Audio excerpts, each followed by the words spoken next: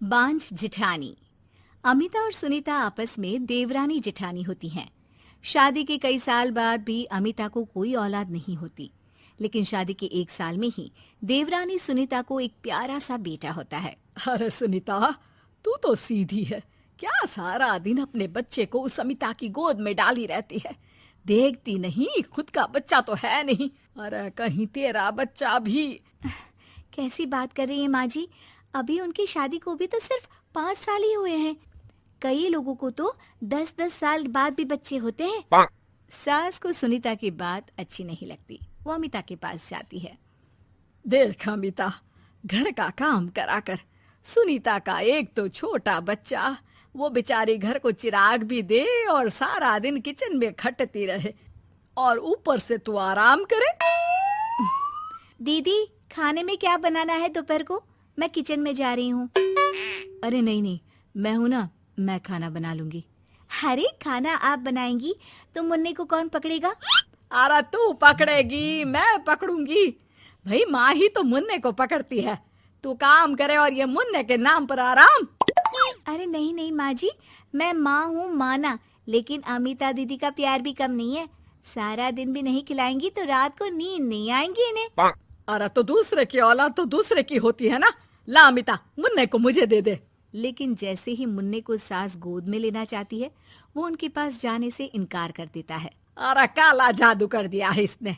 बच्चा किसी के पास आ ही नहीं रहा है भाई। माँ, इसे काला जादू नहीं, प्यार कहते हैं, जो दीदी मुन्ने से करती हैं। अरे हाँ हाँ, हम तो दुश्मन है ना इसके, जो ये हमारे पास नहीं आ रहा है।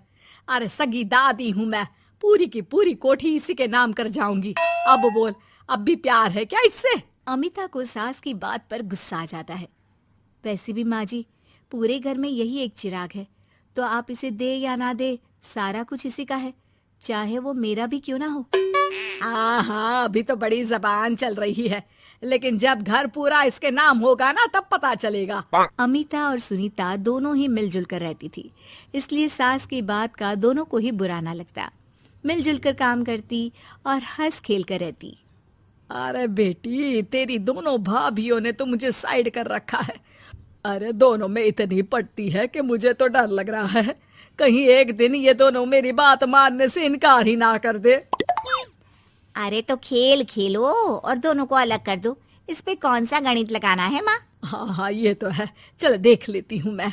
अगले दिन सास धीरे से एक लाल पेन लेकर मुन्ने के बदन में लगा देती है और लोगों को बुलाकर हंगामा करती है। अरे देखो देखो, ये क्या हो रहा है मुन्ने के शरीर में? अरे ये क्या हो गया मेरे बेटे को? मैं अभी इसे लेकर डॉक्टर के पास जा रही हूँ। अरे ना दीदी, परेशान मत हो, मैं तैयार कर देती हूँ और कैब बुला लेती हूँ, बाद में ले जाइए आप इसे। अरे बेटा, तेरा है, वो क्यों ले जाएगी? वैसे भी ये डॉक्टर का नहीं, तांत्रिक का मसला है। किसी ने मुन्ने पर जादू करने की कोशिश की है, जिससे वो मुन्ने को मार ले। सुनीता ये सुनकर रोने लगती है। कौन मेरे मुन्ने को मारने की कोशिश करेगा माँ जी? नहीं नहीं, ऐसा कुछ नहीं होगा। सास अमिता की तरफ देखकर कहती है। अरे वही जिसकी खुद की औलाद ना हो। कैसी बात कर रही हैं माँ जी आप? मैं क्यों मारूंगी अपने ही बच्चे को? वो तो मेरे बेटे जैसा है। अरे बेटे जैसा है, बेटा तो नहीं है ना। वैसे भी मैंने तांत्रिक को फोन कर दिया है। थोड़ी देर में वहाँ तांत्रिक आ जाता है। भगवान भगवान भगवान भगवान, बच्चे की जान को खतरा है, खतरा है, खतरा है। इसके ऊपर किसी बांझ औरत ने काला जादू कर रखा है, रखा है, रखा है। लगता नहीं ये बच्चा कभी ठीक भी हो पाएगा, पाएगा, पाएगा। नहीं नहीं, मेरे बेटे को बचा लीजिए।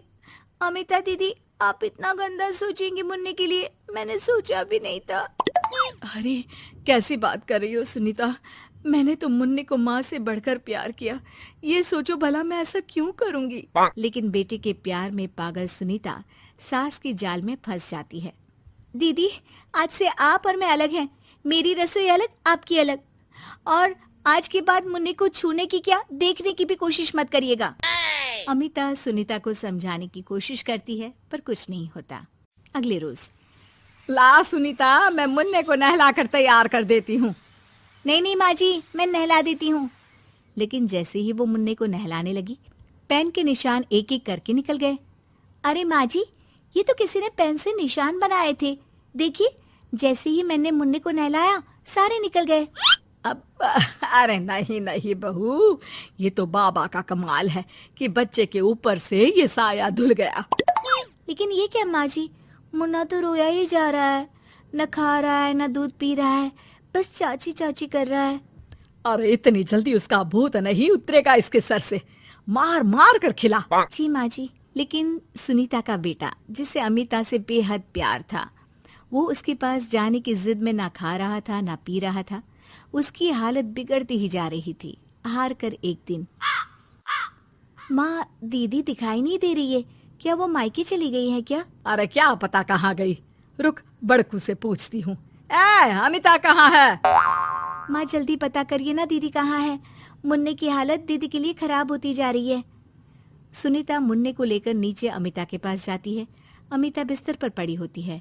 वो कमजोर सी दिखती है। बड़ी आराम से सो रही हैं आप, यहाँ मुन्ने की तबीयत खराब हो रही है। वो जैसे ही अमिता को छूती है, अरे दीदी ये क्या हो गया? आपकी तबीयत तो काफी खराब है। मुन्ने के बिना मैं नहीं रह सकती सुनीता, मैं उसके बिना नहीं रह सकती। मैं कसम खा कर कहती हूँ, मैंने मुन्ने को मारने की ऐसी कोई कोशिश नहीं की। मैं तो खुद मुन्ने के बिना मर जाऊंगी। मुन्ना आप ही का तो है दीदी, मुझे माफ कर दीजिए।